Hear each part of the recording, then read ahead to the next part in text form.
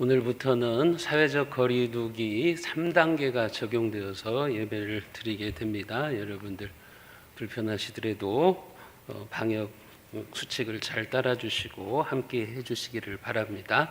하나님은 영이시니 예배하는 자가 신령과 진정으로 예배할지니라.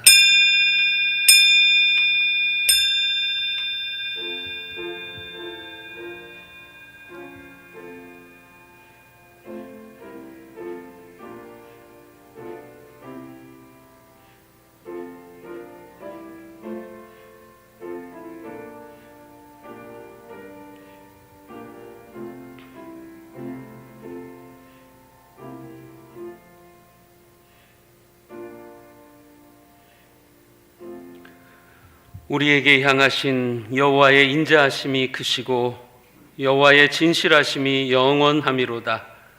영원하신 사랑과 인자하심으로 우리와 함께 하시는 하나님 아버지, 예수 그리스도의 십자가의 보혈로 우리의 죄를 씻어주시고 하나님의 자녀로 삼아주신 그 은혜에 감사를 드립니다. 지난 한 주간 동안에도 무덥고 거친 세상길에서 우리와 동행해 주셨던 하나님께서 오늘 또 거룩한 주일의 말씀으로 우리 영혼을 인도하여 주옵소서. 짙어가는 한여름의 날씨 가운데서 이번 한 주간도 사랑하는 주의 백성들의 몸과 마음을 지켜주시고 평강의 길로 인도하여 주옵소서. 우리 주 예수 그리스도의 이름으로 기원하옵나이다. 아멘.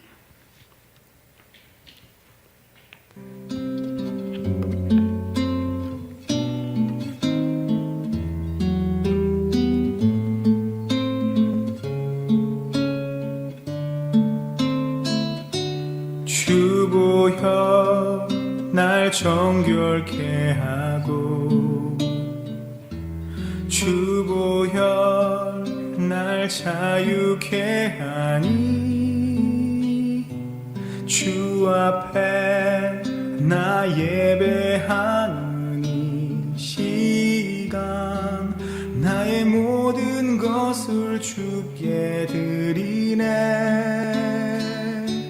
주의 손 날 위해 찢기셨고 주의 발 날 위해 박히셨으니 이제는 내가 사는 것이 아니요 오직 주를 위해 사는 것이라.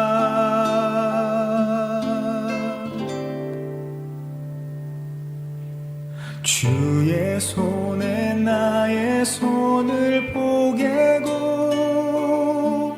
또 주의 발에 나의 발을 포개어 나 주와 함께 죽고 또 주와 함께 살리라. 영원토록 주 위에 살리라.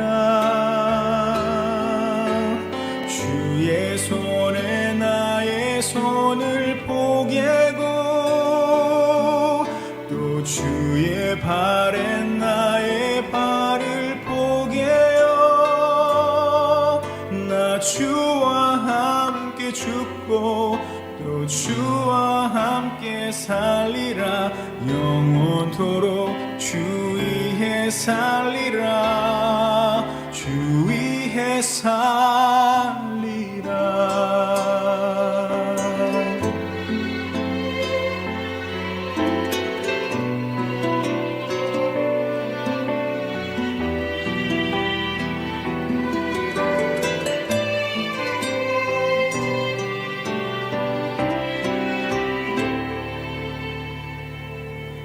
주의 손 날 위해 찢기셨고 주의 발 날 위해 박히셨으니 이제는 내가 사는 것이 아니요 오직 주를 위해 사는 것이라.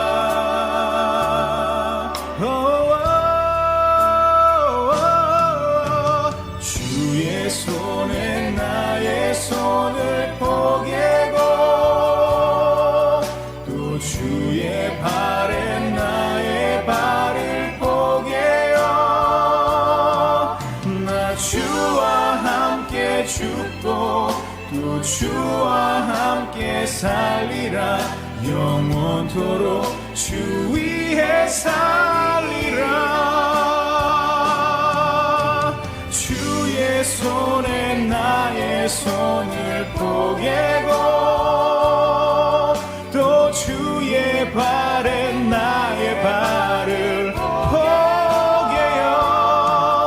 나 주와 함께 죽고 또 주와 함께 살리라 영원토록 주 위에 살리라 주 위에 살리라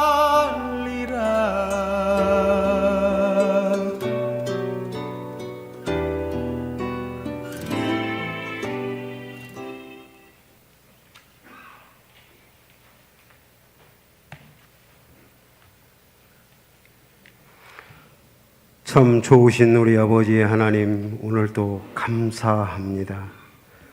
날마다 교회에 평안을 구하고 교회를 지극히 사랑하는 새순의 식구들이 오늘도 함께 모여 기쁨과 감사로 예배 드립니다.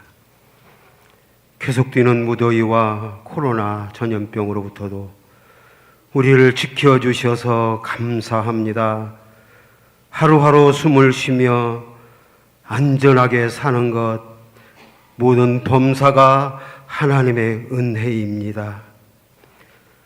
이 시간 겸손과 진실한 마음으로 예배하는 성도들의 중심을 보시고 우리 하나님 큰 은혜와 평안으로 인도하여 주옵소서. 오늘도 좋으신 우리 아버지를 찾고 부릅니다. 아버지 집에 거하는 성도들을 만나 주옵소서. 마음에 소원을 담아 예배하는 성도들을 기억하여 주시고 생각하셔서 시온의 대로가 열려지는 축복의 예배가 되게 하여 주옵소서. 오직 하나님의 영광을 높여드리며 찬양하게 하여 주옵소서. 예배를 통하여 우리 모두 하나님이 거저주시는 큰 은혜와 큰 믿음을 받고 경험하는 은혜의 시간 되게 하여 주옵소서. 우리의 약함을 아시는 우리 아버지 하나님, 무더위와 전염병을 핑계삼아 마음과 교회 생활이 멀어지지 않게 하여 주옵소서. 영적 생활이 흔들리거나 후퇴하지 않게 하여 주옵소서. 하나님의 일정과 계획은 아무도 모릅니다. 하나님만이 아십니다. 우리가 바라고 기도하는 것은 시작도 변경권도 우리 하나님만이 하실 수 있기에 우리는 잠잠히 기다릴 뿐입니다. 우리 성도들 믿음으로 잘 견디며 기도하며 인내하게 하여 주옵소서. 하나님의 때를 기다리는 중에 이 또한 지나갑니다.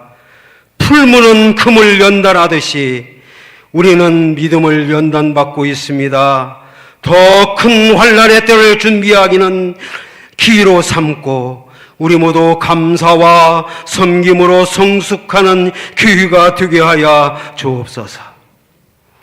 우리 목사님 말씀을 여러 이 시간 선포합니다. 말씀을 받고 은혜가 임할 때에 큰 감동 있게 하여 주옵소서. 우리 심령에 울림이 있게 하여 주옵소서. 어두운 터널 속에 밝은 빛이 있기에 자신 있게 차를 운전하듯이 우리의 삶의 현실이 긍정과 희망을 잘 갖게 하여 주시고 잘 감내하는 길은 오직 말씀뿐입니다. 빛 되신 예수님 뿐입니다. 해결의 방법을 찾고 어려울 때마다 은혜 받은 말씀을 되새김질하는 우리 서순의 성도들 되게 하여 주옵소서. 목사님 가정과 식구들 계속되는 폭염과 열대야로 힘들지 않도록 강건한 체질을 주옵소서. 자녀들의 앞길도 잘 되게 하심을 감사합니다. 모든 범사가 형통하게 하여 주옵소서. 우리 담임 목사님을 도와 협력하는 두 분의 목사님, 젊음과 뜨거운 열정으로 비전을 꿈꾸며 준비하고 있습니다. 인성과 성품일 예수님을 닮게하여 주옵소서. 성령 하나님의 역사하심과 충만하심과 인도하심을 눈으로 보면서 체험하면서 경험하면서 사역하게 하여 주옵소서. 오늘 주시는 말씀에 우리 모두 아멘 하여 하나님 아버지께 영광을 올려드리고 이 여름날 영혼의 보약이 되는 말씀이 되게 하여 주옵소서. 예수님 이름으로 기도하옵나이다. 아멘.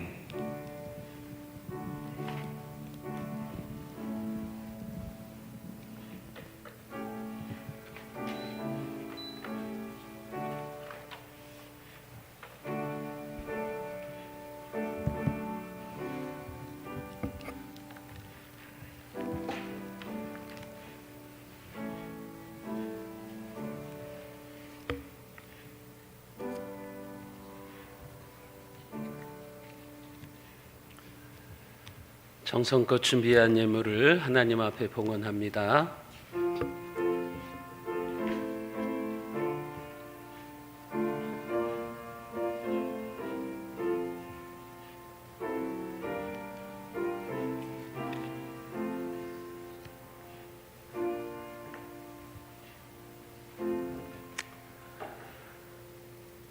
뜨거운 태양 아래서도 자비로운 손길로 우리와 함께 하시는 하나님 아버지, 세상의 사치와 허영으로 우리의 마음이 물들지 아니하고 하나님께 드릴 수 있는 믿음을 주시니 감사합니다. 처음 것을 구별하여 11조로 드립니다. 드리는 성도들의 가정을 지켜주시고 친히 그 가정에 하나님께서 축복의 신호등이 되어서 인도하여 주옵소서. 주정예물과 감사예물, 생일예물로 드립니다. 감사가 흐르는 곳에 축복의 강물도 물결치게 하시고 건강한 몸과 평안한 마음으로 다음 생일을 맞이할 수 있도록 하나님께서 인도하여 주옵소서. 선교 구제 장학 전도헌금으로 교회 사랑헌금으로 드립니다. 어렵고 힘든 상황 속에서도 믿음으로 드리는 주의 백성들의 마음의 중심을 어여삐 여기셔서 하늘은 종의 밝은 빛이 찬란하게 비추는 은혜를 내려 주옵소서. 오늘 또 보이지 않는 곳에서 여러 가지 모양으로 주님의 몸된 교회를 위해 수고하는 성도들의 이름을 기억하여 주시고 때에 맞는 기도응답의 역사가 일어나게 하여 주옵소서. 우리 주 예수 그리스도의 이름으로 간절히 축복하며 기도드리옵나이다. 아멘. 교회 소식입니다. 김제시 사회적 거리 두기가 지금 3단계가 적용되고 있습니다. 그래서 교회도 3단계에 맞추어서 예배를 드리고 있습니다.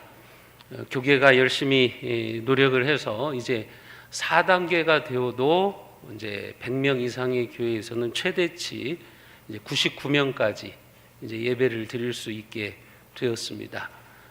연합기관에서 열심히 이제 소송전을 벌여서 이제 행정소송에서 이제 승리를 하게 되었고, 그래서 이제 방역 원칙들이 교회에 대해서 이제 지금보다는 더 많은 이제 예배 인원을 가지고 예배를 드릴 수 있도록 된 겁니다. 왜냐하면 정부가 교회에 대해서 너무 가혹하리만큼 잘못된 적용을 하고 있었기 때문에 법적으로 이제 교회들이 그런 일은 불가능하다 해서 이제 소송에서 이겼기 때문에 우리가 예배를 드릴 수 있는 그런 자유들을 누리게 되는 겁니다. 그래서 4단계로 가도 이제 최대 99명까지는 예배를 드릴 수 있어요. 그러나 여기에서 우리가 또 멈추지는 않을 겁니다. 왜냐하면 아직도 형평성이 맞지를 않아요. 뭐 공연장 같은 데는 방역 수칙을 지키면 5,000명도 가능하다고 하는데 교회는 방역 원칙을 철저히 지키는데도 너무 예배를 제한하고 있어요. 종교의 자유의 본질을 침해하고 있기 때문에 계속해서 교계는 이런 노력들을 기울이고 있다는 것을 여러분들이 아시고, 또 그렇게 행정소송에서 이길 수 있었던 것은 이제 한국교회 교인들이 방역 원칙을 잘 지키고 그러므로 말미암아서 교회에 확진자들이 안 나오기 때문에 그러는 거예요. 교회에서 확진자들이 많이 나오면 그런 그 판결이 나오지는 않겠죠. 사실 통계적으로 봐도 확진자의 기독교인들 교회와 관련된 것은 4%밖에 안 됩니다. 막 언론은 막 떠들고 마치 교회가 코로나의 온상인 것처럼 말하지만 통계로 그것이 보여지고 있는 것이고 방역 당국에서도 그 사실은 인정을 했습니다. 교회 대예배 가운데는 확진자가 지금까지도 한 사람도 없었다는 것은 이미 통계를 통해서 다 나오고 있어요. 소모임이라든지 식사를 하기 때문에 이제 그런 확진자들이 다수 발생하는 일들이 일어나지 예배 가운데는 절대로 여러분 확진 사례가 없다는 것 여러분들이 분명히 기억하시기를 바랍니다. 백신을 접종하신 분들은 증명서를 소지하시면 이제 예배 수용 인원에서 제외가 됩니다.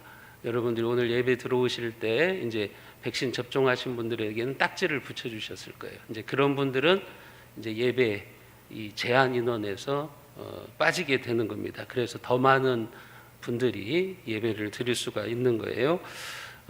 백신 접종증을 소유하지 않으셔도 여러분들이 백신을 맞은 곳에 가셔서 병원이나 보건소에서 발급을 받으신 다음에 이제 교회로 사무실로 가져오시면 그걸 스캔해 가지고 교회에서 보관을 할 겁니다. 그러면 그 스캔된 인원은 이제 방역 당국에서 왔을 때도 제외가 되니까 백신 접종을 다 마치신 우리 성도님들은 스마트폰을 통해서 웹을 통해서 가지고 계시는 분들도 있지만 그렇지 못하시는 분들은 백신을 접종하신 곳에 가셔서 증명서를 받아오세요. 증명서를 받으셔서 교회에 제출하시면 교회에서 스캔을 해가지고 보관하도록 그렇게 하겠습니다. 잦은 방역 수칙 조정으로 인해서 혼란스럽겠지만 여러분 좀 더 인내하시고 또 코로나 확산 방지에 적극 협력을 해주시기를 바랍니다. 이 무더운 날씨에 텔레비전에서 그 방역위원들, 간호사들, 의사들 이렇게 막 하는 것을 보면 너무 안쓰러워요. 저게 내 가족이라고 생각해보면, 저게 내 자식이라고 생각한다면 여러분 우리가 어쨌든 안전하게 방역 수칙들을 잘 지켜야 될 겁니다. 이제 접종률만 높아지면 사실은 문제가 되지를 않아요. 우리나라 언론에서는 아직 안 나온 것 같은데 지지난주인가 미국의 그 매사추세츠 주에서 한 도시에서 이제 1,000명 가까이 이제 집회를 했어요. 모임을 했어요. 그런데 그 중에서 한 470여 명이 감염이 됐는데 이게 돌파 감염이에요. 그러니까 1차, 2차 다 맞았는데 470명 중에 75%가 돌파 감염이 된 거예요. 이것은 무엇을 의미하느냐? 백신이 무력화됐다는 거예요, 지금. 1, 2차 접종을 다 했는데도 다시 감염이 된 거예요. 그런데 다행스러운 것은 뭐냐면 그렇게 돌파 감염이 돼도 이 접종을 하신 분들, 백신을 접종을 하신 분들은 이게 그냥 증상이 없다든지 그냥 가벼운 감기 정도로 넘어가게 되었다는 거예요. 그래서 미국에서는 그런 사례가 있는데도 방역을 강화를 안 시켜요. 왜냐하면 그 정도면 충분히 이제 커버할 수 있다는 거죠. 얼마든지 수만 명이 나와도 그 정도는 괜찮다. 지금 이렇게 보는 겁니다. 그래서 접종률을 높이는 게 이제 최고의 정책이다 해가지고 지금 미국은 한 80% 정도 되는데 더 높이려고 백신을 맞으면 100불씩 주겠다. 국민들한테 100불씩 주겠다. 지금 이런 정책을 쓰고 있어요. 우리나라의 그러니까 관건이 그거예요. 접종률을 높이는 거예요. 그러면은 문제될 것은 없어요. 돌파 감염이 돼도 문제될 것은 없어요. 안심해도 되는 거죠. 우리는 지금 백신이 안 들어와서 접종률을 높이지를 못하는 거예요. 그래서 지금 더 이렇게 심각하게 바라보고 있는데 백신 접종만 되면 여러분 이 코로나도 사실은 큰 위험은 아니다. 그 감기 정도, 독감 정도에서 컨트롤할 수 있는다. 그것을 여러분들이 아시기를 바랍니다. 왜 이 말씀을 드리냐면 이제 지금 우리는 너무 이 코로나에 대해서 막 그 위협적이고 이것을 통해서 막 국민들을 너무 제한하고 그러려고 하기 때문에 이런 정치 방역이 되지 않도록 우리가 깨어 있어야 돼요. 이런 방역을 통해서 교계를 이렇게 조금 조정하려고 한다든지 이런 움직임에 우리가 넘어가서는 안 된다. 그게 진보나 보수나 다 마찬가지예요. 코로나를 통해서 어떤 정권의 유지를 꾀한다든지 요즘 또 뭐 북한 문제가 또 들어와 가지고 이제 대선이 가까우니까 또 이제 북한이 슬슬 이제 문제가 나오고 있는데 그런 부분에 있어서 우리가 정신을 똑바로 차려야 됩니다. 그래야 교회가 우리 예배의 자유도 우리가 사수할 수 있는 것이고 이제 정치적으로 방역하는 부분에 있어서 교회가 깨어 있어야만 우리의 신앙생활을 자유롭게 할 수 있다. 그런 신앙적인 측면에서 제가 얘기를 드리는 것입니다. 백신을 맞으신 분들은 안심하셔도 됩니다. 돌파 감염이 생기더라도 뭐 중증으로 간다든지 아주 심각한 문제가 발생하는 일들은 없을 것이다. 세계적인 사례들을 보면 지금 그런 현상들이 있기 때문에 선진국들에서도 지금 뭐 돌파 감염 많이 나오고 감염자들이 막 늘어나는데도 방역 단계를 상향하지 않는 이유가 그거다. 여러분들이 그런 부분들을 인지하고 계시면 훨씬 더 편하시지 않을까 하는 그런 생각을 해봅니다. 저는 이번 주에 여름 휴가를 다녀옵니다. 위에서 기도해 주시기를 바랍니다. 다른 광고사항은 주보를 참조하시면 되겠습니다. 오늘 이 시간 우리에게 주시는 하나님의 말씀입니다. 구약성경 다니엘서 12장 1절부터 4절까지 말씀입니다. 제가 가지고 있는 성경으로 구약성경 1254쪽에 있습니다. 다니엘서 12장 1절부터 4절까지 말씀을 제가 받들어서 읽겠습니다. 그때 내 민족을 호위하는 큰 군주 미가엘이 일어날 것이요 또 환난이 있으리니 이는 개국 이래로 그때까지 없던 환난일 것이며 그때 내 백성 중 책에 기록된 모든 자가 구원을 얻을 것이라.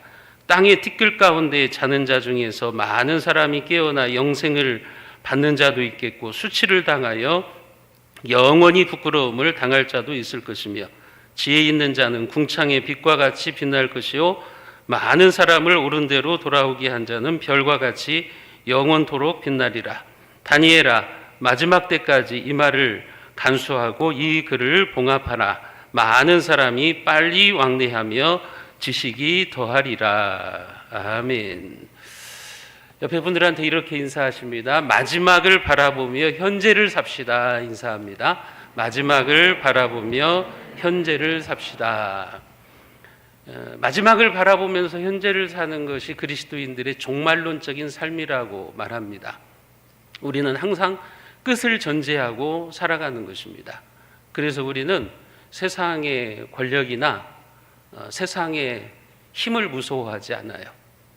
왜냐하면 주님께서 우리에게 가져올 마지막 심판과 마지막 영광을 바라보는 자들이기 때문에 그래요.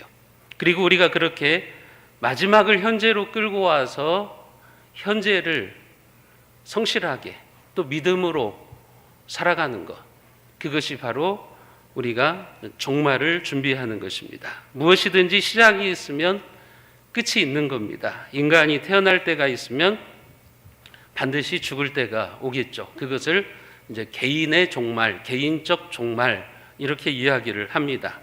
개인적인 종말은 죽음으로 찾아오는 겁니다. 내 인생이 언제, 어디서, 어떻게 끝날지 아무도 몰라요. 우리의 삶이 그런 거예요. 어제 그렇게 건강했던 사람이 오늘 죽는 경우도 있어요. 그래서 우리는 마지막을 전제하고 우리 개인의 삶을 살아야 되는 겁니다. 종말을 현재로 끌고 와서 현실에 최선을 다하고 서로 사랑하면서 그렇게 살아가야 되는 거죠. 그런데 개인에게 종말이 있는 것처럼 이 세상에도 종말이 있습니다. 역사에도 종말이 있습니다. 그것을 역사적 종말이라고 이야기를 합니다. 신학교에서 종말론을 배울 때 종말은 개인적인 종말이 있고 역사적 종말이 있다, 그렇게 배우는데, 역사적 종말이라고 하는 것은 이 세상이 끝날 때가 있다고 하는 거죠. 이 세상이 영원하지 않다고 하는 거예요. 요즘 우리는 역사적 종말이 눈앞에 펼쳐지는 모습을 보게 됩니다. 이구동성으로 세기말적 증상들에 대한 경고를 언급을 하고 있어요. 목사들만이 아니라, 믿는 사람들만이 아니라 지금 믿지 않는 사람들 중에서도 과학자들, 미래학자들, 이런 사람들이 지금 이것은 종말론적 현상이다, 그렇게 진단하는 사람들이 많이 있어요. 역사의 종말을 향해서 가고 있다. 우리가 여기에서 멈추지 않고 계속해서 돌진만 하면, 그냥 발전만을 향해서 나아가면 그것이 역으로 부메랑이 되어서 결국은 인류의 종말을 더 앞당기는 일이 될 것이다. 지금 그런 진단들을 내리는 사람들이 많다고 하는 것입니다. 세상의 종말이 이렇게 우리 곁에 와 있는가라는 질문을 던지게 되는 거죠. 여러분, 전문가들의 이야기는 우리가 생각하는 것보다 훨씬 더 심각합니다. 지금 여러분들이 느끼는 것보다 이 전문가들이 진단하는 것은 훨씬 더 지금 이 지구의 상황이, 인류의 상황이 위험하고 급박하게 돌아가고 있다는 것을 여러분들이 기억하셔야 돼요. 지금 북미에서는 50도가 육박하는 살인적인 폭염과 대형 산불이 막 곳곳에서 일어나고 있죠. 서유럽에서는 역대급 폭우가 쏟아지고 있습니다. 터키에서는 지금 산불이 아주 심각한 상황으로 치닫고 있습니다. 터키의 산불이 지금 21세기 최대의 산불이 될 수 있다고 하는 그런 예측들이 나오고 있습니다. 지금 터키의 산불이 어떻게 지금 진화되어 갈지 우리가 잘 몰라요. 정치인들은 이게 방화다, 자기들의 책임을 회피하기 위해서 방화로 끌고 가려고 하고 있는데, 그게 방화인지 아니면 자연적 현상인지는 아직 모르겠습니다만 터키의 산불도 지금 아주 심각한 상태가 되어가고 있습니다. 중국에서도 천년 만에 기록적인 폭우로 수많은 재산 피해, 그리고 사망자들이 눈덩이처럼 불어나고 있습니다. 지난주에는 여러분 1000mm 이상의 폭우가 쏟아져서 난리가 나기도 합니다. 우리나라 뉴스에서 사실은 보는 것은 여러분 이런 자연 피해, 자연 현상들의 극히 일부분이에요. 지금 지구촌에서 수많은 곳에서 이런 현상들이 지금 너무나도 빈번하게 일어나고 있다고 하는 것을 우리가 기억해야 됩니다. 더욱더 심각한 것은 이 동토의 땅이라고 하는 시베리아의 그 5월의 평균 기온이 33도를 기록했습니다. 동토의 땅이잖아요. 영원히 얼어붙어 있는 땅. 그 땅의 지금 기온이 평균 온도가 33도를 넘어섰어요. 그리고 지금 여름에는 기상관측사상 최대의 고온 건조치를 지금 날마다 갱신하고 있습니다. 그만큼 지금 동토의 땅이 녹아내려가고 있다고 하는 겁니다. 기후 전문가들은 왜 그게 심각한가 하면 이 영구 동토층이 허물어지면 그 안에 갇혀 있었던 메탄가스들이 빠져나오기 때문이라는 거예요. 이 메탄가스는요, 여러분 지금 우리가 위험하다고 하는 이산화탄소보다 몇 배나 더 빨리 지구의 온난화를 앞당기는 가스예요. 그 영구 동토층이 녹으면서 나오는 메탄가스는 지구의 온도를 더 빨리 높이는 거예요. 그래서 위험한 거예요. 그러면은 이 환경 파괴가 더 빠른 속도로 이루어질 수밖에 없는 거죠. 그것뿐만 아니라 땅 속에 묻혀 있었던 뭐 수천 년 동안 묻혀 있었던, 얼어 있기 때문에 묻혀 있었던 우리가 알지 못하는 바이러스들이 나온다는 거예요. 바이러스들이 나와서 그게 어떻게 퍼질지를 몰라요. 이게 전문가들의 지금 예측입니다. 기후 전문가들이 말하고 있는 거예요. 그래서 종말의 나팔 소리다. 불신자들이 그런 표현을 쓰고 있어요. 이런 지구촌의 현상을 보면서 이것은 종말의 나팔 소리가 지금 들려지고 있다. 그렇게 얘기를 하고 있다고요. 여러분, 이런 종말의 나팔 소리 속에서 우리가 하나님의 음성을 들어야 돼요. 잠깐 멈추고 내가 창조주 하나님임을 기억하라. 이 하나님의 음성을 우리가 들어야 됩니다. 하나님을 우리가 기억해야 됩니다. 우리가 지금 살펴보게 되는 다니엘서도 마지막 때의 이야기를 해주고 있어요. 지난 시간에 말씀드렸던 것처럼 다니엘서는 구약의 계시록이에요. 지금으로부터 2600년 전 하나님께서 다니엘에게 영감을 주셔서 마지막 때에는 어떤 현상들이 나타날 것이고 그때 하나님의 백성들은 어떤 모습이 되어야 될지를 우리에게 가르쳐 주시고 있는 거예요. 오늘 본문인 다니엘서 12장 1절부터 4절까지 말씀에도 보면 마지막 때에 일어날 징조와 더불어서 역사적 종말의 시간에 결국은 인류는, 모든 사람들은 두 부류로 갈라질 수밖에 없다. 그 사실을 우리에게 가르쳐 주시고 있는 거죠. 지난주에 우리가 이 부분을 다루다가 말았는데 오늘 계속해서 한번 살펴보겠습니다. 여러분, 지난 시간에 다니엘이 보았던 마지막 때의 특징 두 가지가 뭐라 그랬어요? 4절에 보면 많은 사람들이 빨리 왕래하며 지식이 더하니라. 다니엘아, 마지막 때까지 이 말을 잘 간수하고 이 글을 봉합하라. 이 마지막 때에 많은 사람들이 빨리 왕래하고 지식이 더해지는 이것을 다니엘이 글로 써서 후대에 계속해서 이 말씀을 기억하라고 하는 거죠. 마지막 때가 될수록 더 많은 사람이 더 빨리 이동하는 세상이 될 것이다. 하나님은 2600년 전에 다니엘에게 그런 세상을 보여주었어요. 그것이 구체적으로 어떤 것인가는 나타나지 않았지만 마지막 때는 그런 시대가 온다. 인간은 더욱 빠른 속도로 이동하는 세상이 될 겁니다.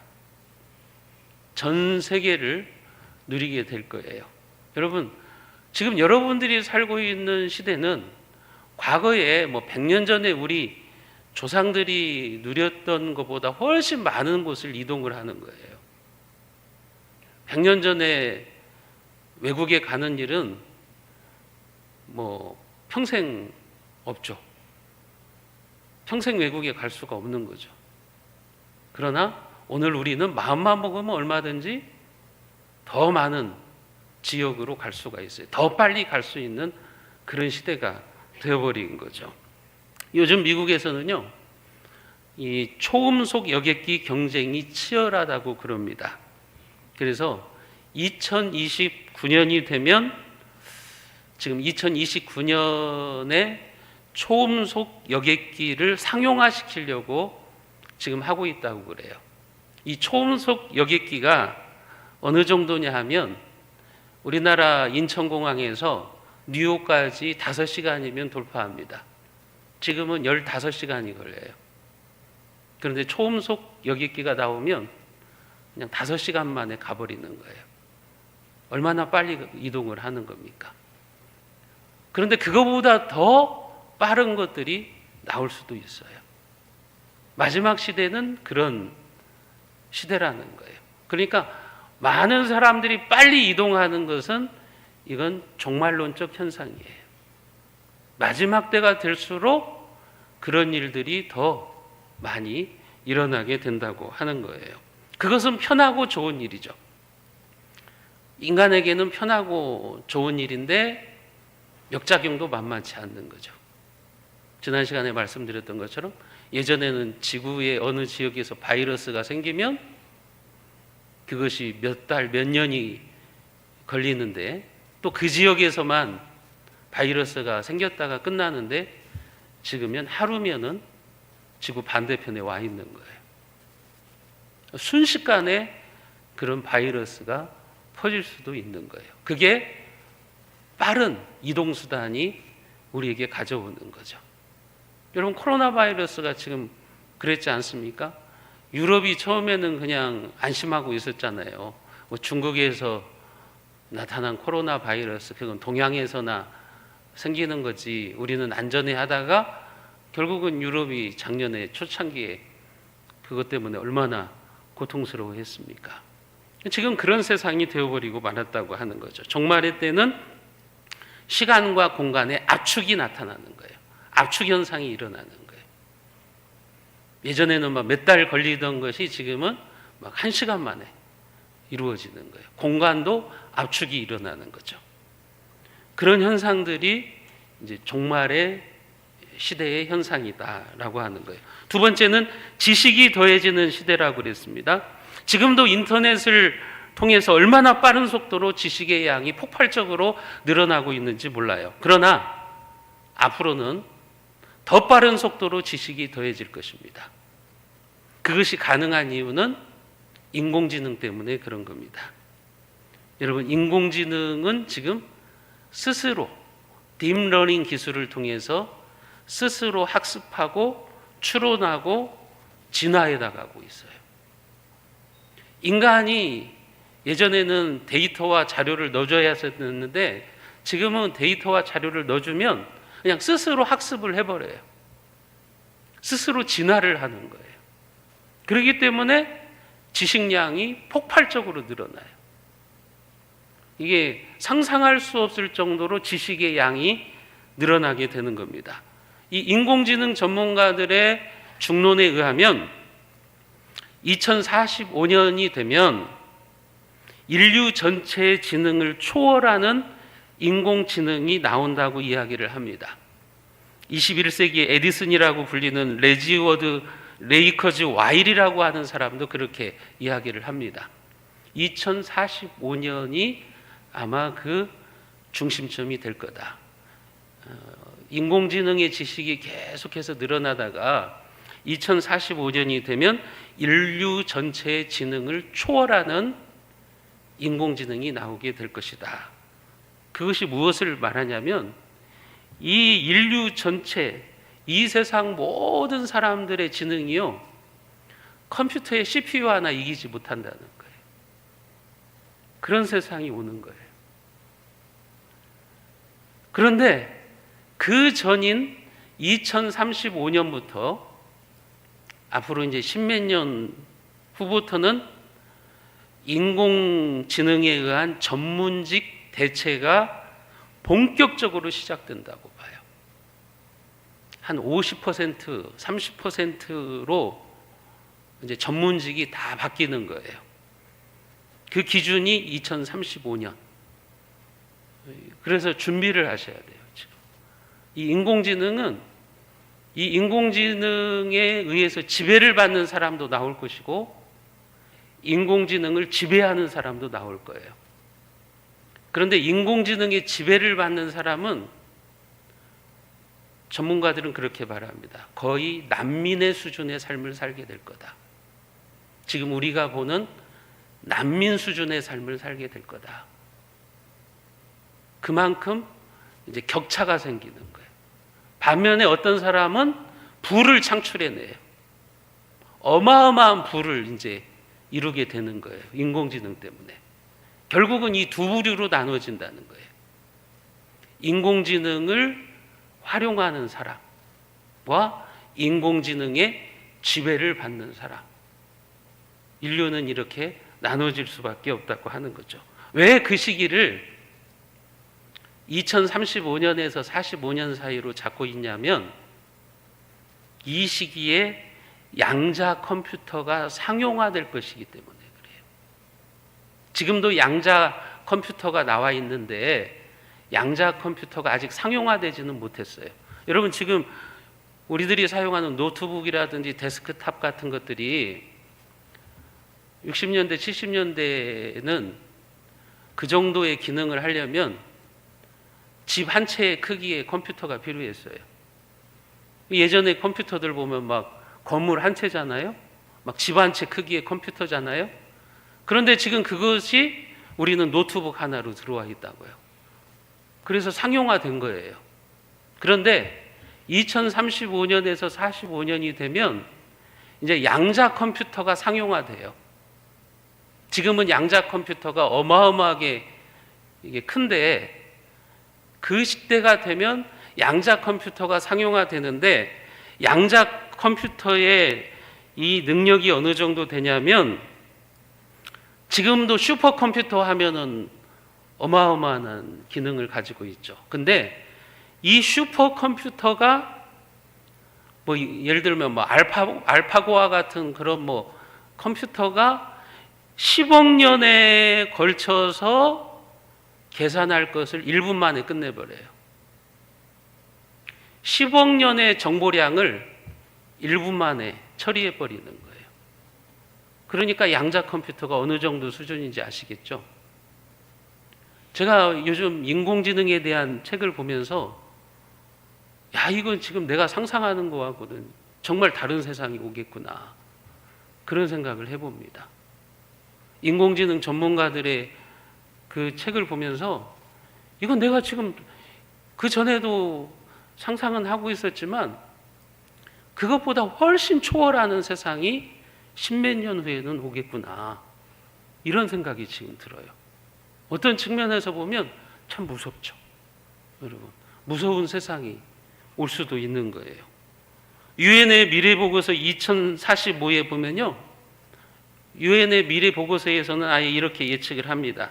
의사, 약사, 판검사, 변호사, 기자, 통번역가, 세무사 이런 사자 들어가 있는 사무직들은 2045년이 되면 인공지능에 의해서 아예 소멸된다고 봐요. 아예 직업 자체가 없어지는 거예요. 필요가 없는 거예요. 더 이상 인간 변호사가 필요가 없는 거예요. 인간 여러분 통번역가가 필요가 없는 거예요. 뭐 통역, 번역 이거 인공지능이 더 잘해버리는 거예요. 완벽하게 해버리는 거죠. 그런 세상이 지금 온다고 하는 거예요. 그래서 제가 하영이가 휴가가 맡아가지고 지금 집에 왔는데 그렇게 얘기했어요. 지금 기자를 하고 있는데 야, 너 십몇 년 후에는 네 직업 아예 소멸돼. 그러니까 빨리 너 미래를 준비해요.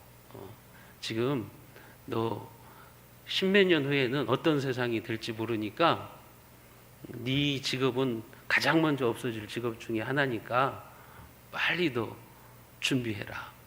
그렇게 제가 얘기를 해줬다고요. 여러분, 그렇게 지식이 더해지는 시대죠. 여러분, 이런 세기말적 현상, 종말론적인 현상들을 바라보면 우리는 무엇을 해야 되느냐? 우리는 이런 세상 속에서 하나님이 원하시는 일을 해야 돼요. 하나님이 기뻐하시는 일을 해야 돼요. 그게 뭐냐면 복음 전파예요.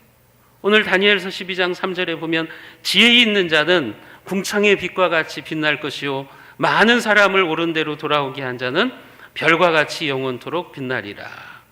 왜 사람들이 빨리 왕래하는 시대가 되냐면, 지식이 더해지는 시대가 되냐면 하나님은 그것을 이용해 가지고 많은 사람들에게 신속하게 복음을 전하라는 거예요. 교회가 해야 되는 일은 그런 일이에요.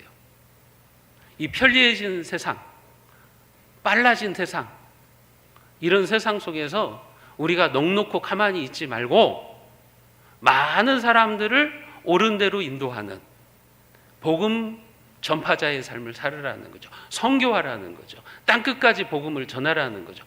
빨리 전하라는 거예요. 왜요? 그래야 예수님이 오시니까.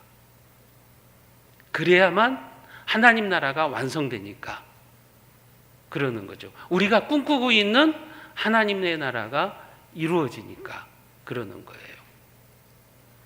그래서 하나님은 다니엘에게 이 마지막 때의 징조들을 보면서 많은 사람들을 옳은 대로 인도해오는 그런 사명을 감당하라고 이야기를 해주시고 있는 거죠. 여러분, 지금은 그런 시대예요. 지금은 시간과 공간의 압축이 일어나 가지고 저희 교회에 자주 오시는 천준상 선교사님이 지금 한 2년 동안 지금 선교지를 떠나 계세요. 근데 물론 거기에 이제 문제들이 생길 수도 있지만 예전 같으면 상상할 수 없죠. 선교사가 2년을 선교지를 비운다? 어떤 일이 일어날지를 모르는 거예요. 근데 지금은 여기서 다 선교지를 컨트롤하세요. 다 그 영상을 통해서 또 선교지의 사역자들을 통해서 다 선교 사역을 선교사님이 있었을 때 그 사역들을 다 그대로 하는 거예요. 여러분, 이게 우리가 세상에 이런 편리해진 과학기술 그리고 빨리 왕래하는 이런 것들을 통해서 복음 전파를 신속히 해야 된다는 거죠. 우리가 이런 시대에 더욱더 전도하고 선교해가지고 하나님 나라를 확장하라고 하는 거예요. 그게 바로 교회의 사명이고 우리의 사명인 겁니다. 하나님은 그런 자들을 하늘의 별과 같이 영원토록 빛나게 하시겠다. 한마디로 말하면 하나님 나라의 스타로 보시겠다고 하는 거예요. 마지막 때 스타 교회는 어떤 교회일까요? 하나님 나라의 스타 교회는 어떤 교회일까요? 복음을 전하는 교회예요. 땅끝까지 복음을 전하는 교회가 스타 교회가 되는 거예요. 하나님은 그런 사람들을 하늘의 별과 같이 빛나는 존재로 여겨주시겠다고 말하는 거예요. 왜냐하면 그렇게 빠른 왕래와 지식의 증가를 통해서 전 세계의 복음이 신속하게 전해지게 하신 다음에 땅끝까지 복음이 전해지게 하신 다음에 하나님이 어떠한 일을 하시기 때문에 그래요? 마지막 심판을 하시기 때문에 그래요. 오늘 1절 말씀을 우리가 같이 한번 읽어봅니다. 1절입니다. 그때 내 민족을 호위하는 큰 군주 미가엘이 일어날 것이요 또 환난이 있으리니 이는 개국 이래로 그때까지 없던 환난일 것이며 그때 내 백성 중 책에 기록된 모든 자가 구원을 받을 것이라. 여기 말씀에 보면 마지막 때가 되면 개국 이래로 그때까지 없었던 환난이 있을 것이라고 말씀하세요. 이 말은 무슨 말이냐면 세상이 창조된 이래로 한 번도 없었던 커다란 환난, 대환난이 기다리고 있다고 하는 거예요. 여러분, 지금 코로나는 이것은 환난도 아니에요. 앞으로 대환난이 있는데 이 상황에서도 믿음이 퇴보하고 믿음을 지키지 못하면 우리가 어떻게 환난의 때를 통과하겠어요? 세상이 창조된 이래로 한 번도 경험하지 못했던 환난이 닥칠 것이라는 거예요. 그 환난이 어떤 모양으로 다가올지는 모르겠어요. 요한계시록에 보면 요한계시록에도 대환난이 있을 것을 말씀하는데 그것이 뭐 전쟁을 통해서 올지 기후의 이상 현상들을 통해서 올지 아니면 또 다른 방법이 있는 건지 우리는 모르겠어요. 그러나 성경이 말씀하시는 것은 그런 환난이 있다. 환난의 때가 있다는 거죠. 하나님께서 빠른 속도로 복음을 증거하게 하시고 땅끝까지 복음을 증거하게 하신 다음에 이제는 하나님 나라를 완성하시기 위한 마지막 심판 전에 환난이 있다는 거예요. 그러나 하나님의 사람들은, 참된 믿음의 사람들은 이를 두려워할 필요가 없어요. 공포에 떨 필요가 없어요. 왜냐하면 1절에 보면 큰 군주 미가엘이 일어나서 내 백성 중에 백성 중에 책에 기록된 모든 자를 구원하실 것이라고 말씀을 하시고 있습니다. 미카엘이 일어난다고, 미카엘이 온다는 거예요. 미카엘은 어떤 존재냐면 하나님의 천사들 중에 천군의 사령관이에요. 그러니까 하늘의 군대의 사령관이 미카엘이에요. 성경에 보면 천사들의 존재가 나오는데 영적 싸움을 할 때 등장하는 천사의 대장이 미카엘이에요. 그래서 영적 전쟁을 할 때는 반드시 미카엘이 등장해요. 미카엘이 하늘 군대의 대장이기 때문에 그래요. 사령관이기 때문에 그래요. 반면에 가브리엘 천사가 등장할 때는 그때는 좋은 소식들이 들려져요. 하나님의 메신저예요, 가브리엘은.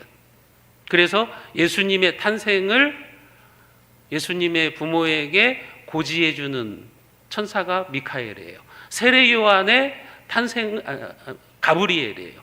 세례 요한의 탄생을 알려주기 위해서 찾아온 천사가 가브리엘이에요. 가브리엘은 메신저예요. 하나님의 메신저. 좋은 소식들을 가지고 오는 메신저. 그리고 미카엘은 뭐냐? 미카엘은 여러분 이제 하늘의 군대의 대장이에요.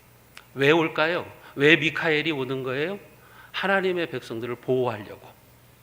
환난 중에 있는 하나님의 백성들을 지키기 위해서 오는 거예요.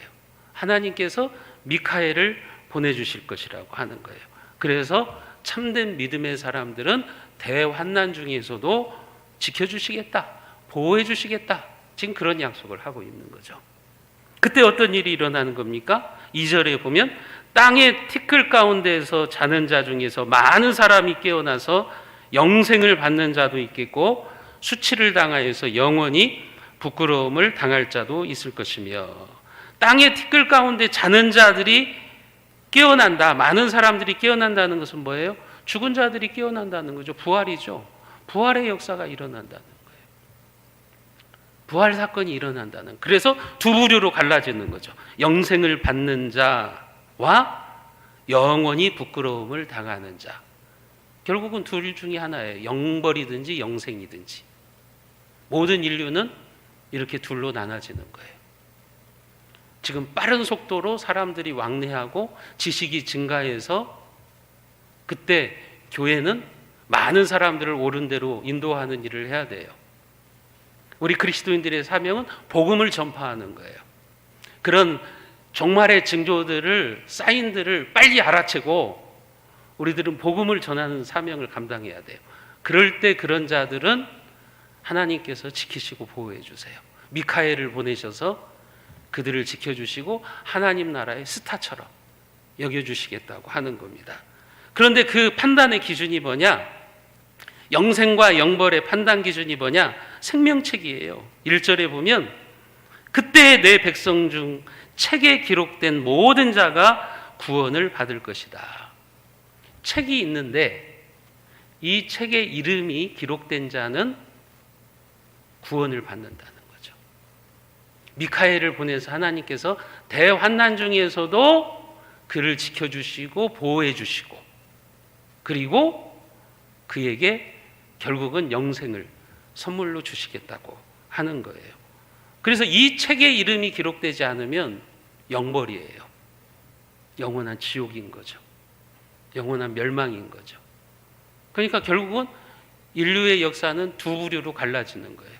영원한 천국에서 영생을 누리는 자와 영원한 형벌을 받는 자, 지옥으로 떨어지는 자로 구분이 되는데 그 기준은 생명책에 이름이 있느냐 없느냐, 그것으로 이제 판가름이 난다는 말이죠. 요한계시록에도 보면요, 이 책에 대해서 말씀하세요. 그게 다니엘의 예언이고 2600년 전에 다니엘의 예언이고 또 2000년 전에 쓰여졌던 요한계시록의 이야기이기도 해요. 똑같은 말을 하는 거예요. 다니엘이나 요한이나 똑같은 말을 하는 거예요. 요한계시록 20장 12절에 보면 그런 말씀이 있습니다. 우리가 같이 한번 읽어보겠습니다. 또 내가 보니 죽은 자들이 큰 자나 작은 자나 그 보좌 앞에 서 있는데 책들이 펴 있고 또 다른 책이 펴졌으니 곧 생명책이라 죽은 자들이 자기 행위를 따라 책들에 기록된 대로 심판을 받으니. 여기에 보면 두 종류의 책이 나와요. 하나는 책들이에요. 책들. 이건 복수예요. 그러니까 한 권이 아니라는 거예요. 아주 그냥 수없이 많은 책이에요. 그런데 그 책들에는 죽은 자들이 자기 행위를 기록했다는 거예요. 이 세상에서 살아가는 동안 자기가 했던 일들이 이 책에 다 기록되어 있다는 거예요. 악인이나 선인이나. 그런 면에서 보면 지금 우리는 인생을 살아가면서 책을 출판하는 인생이에요. 여러분, 책에 우리 인생이 다 기록되는 거예요. 그래서 책들이에요. 여러분들은 지금 한 권 한 권 책을 쓰시고 계시는 거예요. 여러분들의 인생을 책으로 지금 출판하고 계시는 거예요. 성경이 이야기를 하는 이유가 뭐냐면 이 땅에서 우리가 했던 모든 일들은 사라지지 않고 다 기록되고 있다는 거예요. 우리가 인생을 어떻게 살았는지, 그리고 신앙생활을 어떻게 했는지, 그 내용들이 지금 여러분들의 책에 다 기록되어 있는 거예요. 그래서 지금 책들이라고 이야기를 하고 있는 거예요. 여러분들은 지금 책을 써내려 가시고 있는 겁니다. 여러분들이 신앙생활을 하시면서 책을 쓰시고 있는 거예요. 인생을 살아가시면서 이 책을 여러분들이 지금 쓰시고 있는 거예요. 그래서 책들이다 이야기를 하고 있고, 또 다른 책이 펴졌으니 여기에서 이 책은 단수입니다. 한 권입니다. 한 권. 그런데 그 책이 곧 생명책이라 그랬습니다. 생명책. 다니엘이 말했던 바로 그 책이에요. 이 책에 구원받은 사람들의 이름이 적혀 있는 거예요. 이 책에 이름이 기록되어 있지 않으면 영원한 지옥불이에요. 요한계시록 20장 15절에서 그렇게 말씀하세요. 누구든지 생명책에 기록되지 못한 자는 불못에 던져지리라. 생명책에 이름이 없으면 지옥불입니다. 영원한 멸망이에요. 저는 여러분들의 이름이, 우리 새순교회 성도들의 이름이 모두 이 생명책에 기록되기를 축복합니다. 한 분도 이 천국 명부에서 제외되시는 분이 있으시면 안 돼요. 여러분, 여러분들의 이름이 이 생명책에 기록돼야 돼요. 한 권밖에 없는 이 생명책에 예수 그리스도를 믿고 이 생명책에 기록이 되셔야 되고, 그 다음에는 우리 한 사람 한 사람이 또 다 책을 써내려가고 있기 때문에 여러분들의 그 인생의 책, 역사적 종말의 날에 그 책을 가지고 우리의 인생을 평가받기 때문에 여러분, 그 책을 여러분들이 잘 쓰셔야 되는 거예요. 고린도후서 5장 10절에서는 말씀하십니다. 우리가 같이 한번 읽어보겠습니다. 이는 우리가 다 반드시 그리스도의 심판대 앞에 나타나게 되어 각각 선악간에 그 몸으로 행한 것을 따라 받으려 함이라. 반드시 그리스도의 심판대 앞에 나타나서 각각 선악간에 자기가 행한 대로 그 인생을 평가받는 거예요. 여러분들이 쓴 책을 가지고 하나님은 아무런 기준이 없이 우리의 삶을 평가하지 않아요. 뭐 변덕쟁이처럼 하나님이 우리의 삶을 평가하는 게 아니라 우리가 써내려간 인생의 책, 정확하잖아요. 그것처럼 정확한 게 어디 있어요? 그것을 가지고 여러분들이 주님의 심판대 앞에 서야 된다고 하는 거죠. 그리고 내 인생을 평가받아야 된다고 하는 것이죠. 만약에 이런 게 없으면 하나님은 공의로우신 하나님이 아니에요. 여러분, 우리는 하나님 잘 믿고 하나님 나라를 위해서 헌신하고 살아가지만 세상의 악인들을 보세요. 하나님도 믿지도 않고 하나님 저주하고 자기들 마음대로 살아가고 남 등쳐먹고 살아가고, 그런 인간들이 더 잘 되잖아요. 더 좋은 차 타고 다니고 더 좋은 아파트에서 살고 있고. 그런데 그런 인간들이 또 죽을 때에도 편하게 죽어요. 고급 병원에 들어가 가지고 고급 의료 장비의 도움을 받으면서 편안하게 죽어요. 여러분, 그렇게 역사가 끝나면 안 되잖아요. 그럼 하나님은 공의로우신 하나님이 아니잖아요. 그래서 이런 심판이 있어야 되는 거예요. 이런 마지막 심판이 있어야 되는 거예요. 그래서 하나님은 공의로우신 하나님이 되는 겁니다. 여러분, 하나님은 변덕쟁이로 여러분들의 삶을 평가하지 않아요. 여러분들이 몸으로 각자 행한 그대로 여러분들의 삶을 통해서 기록한 그 책을 가지고 우리의 인생을 평가하시는 거예요. 정확하게 평가하시죠. 사랑하는 성도 여러분, 여러분 모두의 이름이 생명책에 기록되어서 영원한 생명을 누리시는 천국 백성들이 다 되시기를 바랍니다. 마지막 때에 많은 사람들을 옳은 대로 인도하오는 그런 지혜자들이 되시기를 바랍니다. 우리 교회가 땅끝까지 복음을 전하는 그런 하나님 나라의 별 5개 교회가 될 수 있기를 저는 소원합니다. 그래서 마지막 심판의 때에 하나님의 칭찬과 하늘 축복을 누리시는 하나님 나라의 VIP들, 하나님 나라의 스타들이 다 되시기를 주님의 이름으로 축원드리겠습니다. 기도합니다. 하나님 아버지, 하나님께서 2600년 전에 다니엘을 통해서 우리에게 주셨던 마지막 때의 징조를 통해서 오늘 우리는 어떠한 삶을 살아가야 되는지를 봅니다. 우리의 삶의 현장이 어디에 있든지 많은 사람들을 옳은 대로 인도해오는 그런 복음 전파자의 삶을 살게 하여 주시옵소서.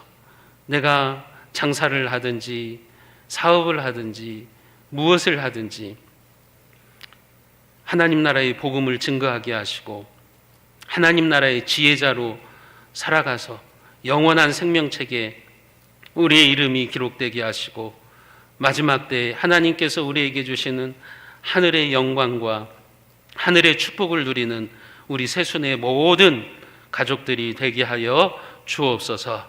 우리 주 예수 그리스도의 은혜와 하나님 아버지의 무한하신 사랑하심과 성령 하나님의 인도교통 교제 충만케 하시는 역사가 마지막 때에 깨어 있어서 영적인 분별력을 가지고 많은 사람들을 옳은 대로 인도하는 하나님 나라의 지혜자로 살아가며 그 이름이 영원한 생명책에 기록되어서 하늘의 별같이 빛나는 존재가 되기를 소원하는 사랑하는 우리 세순의 모든 교우들과 그 가정과 온 교회 위에 이 나라와 이 민족 위에 우리의 선교지 위에 지금부터 영원까지 함께 있을지어다. 아멘.